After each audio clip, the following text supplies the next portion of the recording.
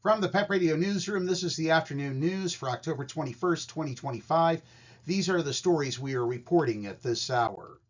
As the government shutdown enters its fourth week, Senate Republicans are headed to the White House on Tuesday, not for urgent talks on how to end it, but for a display of unity with President Donald Trump as they refuse to negotiate on any Democratic demands.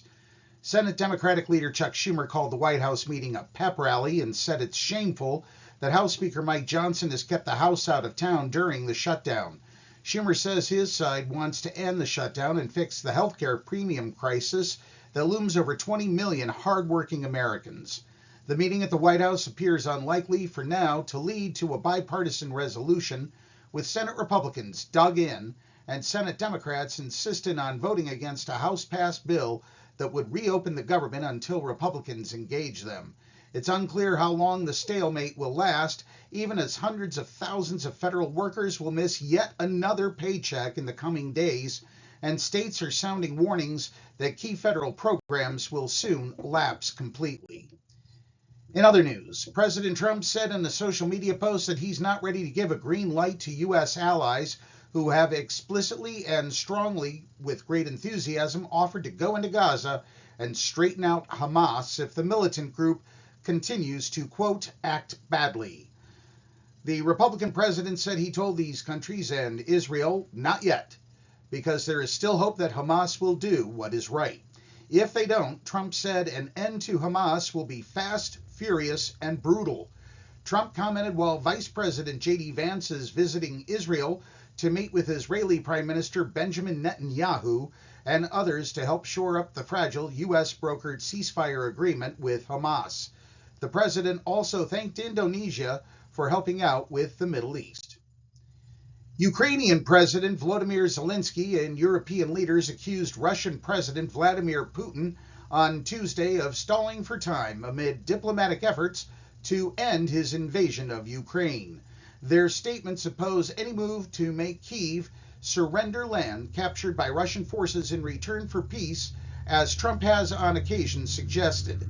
8 European leaders, as well as senior European officials, said in a joint statement they intend to go ahead with plans to use Moscow's billions of dollars of frozen assets abroad to help Kyiv win the war, despite some misgivings about the legality and consequences of such a step.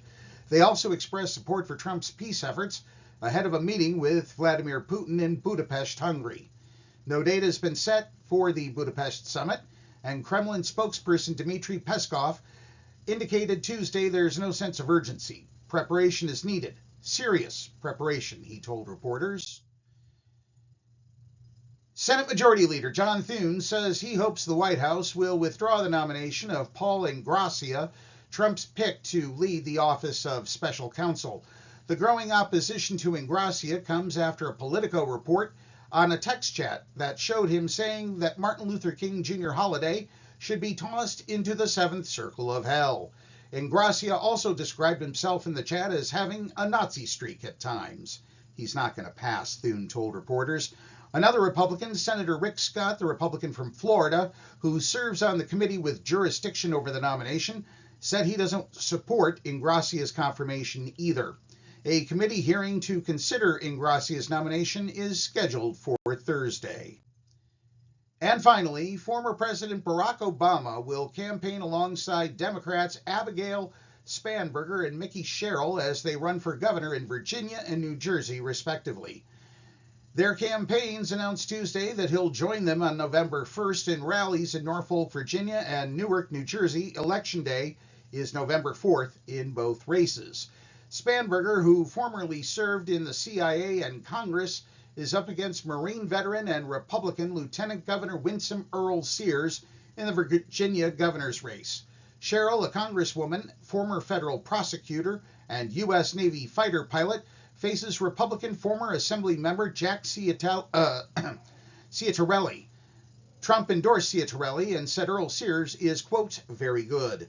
As a reminder, Virginia Lieutenant Governor Winsome Earle-Sears said during a debate against Abigail Spanberger that firing someone for being gay is, quote, not discrimination. That's the news at this hour. If you're watching our news videos on YouTube, please be sure to subscribe to our channel.